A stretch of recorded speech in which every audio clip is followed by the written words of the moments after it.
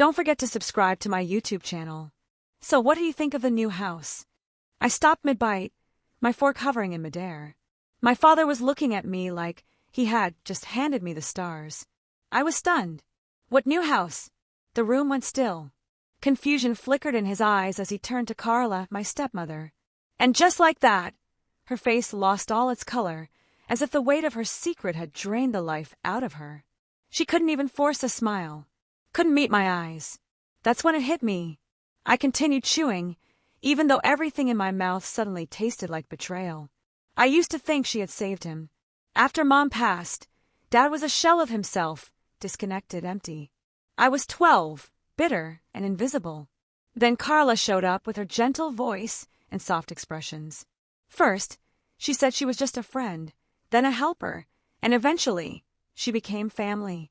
It felt like she brought warmth and color back into our dim home. At first, I called her Miss Carla. Eventually, I called her Mom. I remember the night I let my guard down. She tucked me in and told me, "You're as much mine as anyone else's." She said, "Love doesn't divide, it multiplies." But now, I know all she ever did was subtract.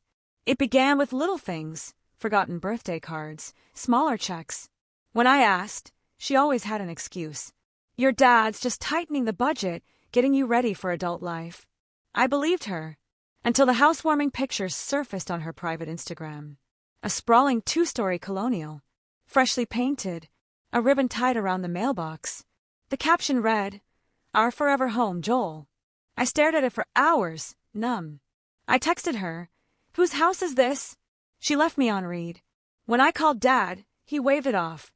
"Oh, we've been planning it for a while. Carla didn't tell you? You'll love it when you come see it." But no one ever gave me the address. It all came to a head on Christmas Eve. That's when everything shattered, when the illusion finally cracked. He had wanted it to be a surprise, a show of love, but he had no idea that she had diverted funds, that she had drained the joint savings account, money my mother left for me, and funneled it into their own name. That she had convinced him I didn't want financial help because I wanted to be independent. But I saw it all in her eyes. The panic, the guilt, the way her mind spun, calculating how to escape what was coming. Too late. I had already known. I found out 3 months ago when I tried to apply for a mortgage. That's when I discovered my credit was empty, no history, no assets under my name. My trust account was closed. Gone. I ordered the bank records. The money had been siphoned slowly into a company I'd never heard of, Whitmore Futures LLC, registered under her maiden name. Dad's name didn't appear anywhere on the paperwork. She'd moved every last cent. I never confronted her directly. I became quiet, watched her, gathered the wires, the fake invoices, the forged signatures. And then I took everything to a law firm, the same one my mother used before she died. The same attorney who had urged her to include protection clauses in case my father remarried. Turns out, Mom knew more than I did. She left behind safeguards, contingencies, and if I could prove breach of fiduciary trust, everything would revert. So that Christmas Eve, I smiled politely through dinner. I watched Carla laugh like nothing was wrong. Toast to family. Pretend. Meanwhile, my lawyer sat in the car outside. The legal documents were ready. The process server was waiting. Dad turned to me again, asking softly, "Did you like the new house?" I wiped my mouth. "I wouldn't know," I replied calmly. "I was never given anything." Then I slid the manila envelope across the table. Carla didn't open it. She didn't have to.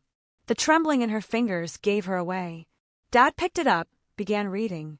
His expression changed with each line. "Is this real?" he asked, eyes wide. She said nothing. "I trusted you," he whispered. "You never asked," she muttered. He pushed away from the table and staggered to his feet, as if the weight of it all had finally caught up to him. I didn't move. I just watched as the world they built unraveled. Before the yelling began, I left. The process server delivered the rest of the documents the next morning. Power of attorney revoked. Trust account restored. Property reclaimed. Company frozen and under investigation. She tried to reach out. Voicemails filled with apologies, excuses, even threats, eventually dissolving into sobs. I never returned her calls. 2 weeks later, Dad showed up outside my apartment. He didn't say much, just sat with me in the cold. Eventually, he admitted it, that he had checked out after Mom died, that he had let Carla handle everything because she seemed competent. He looked worn down, broken, not angry, just empty. But I didn't do this to destroy them.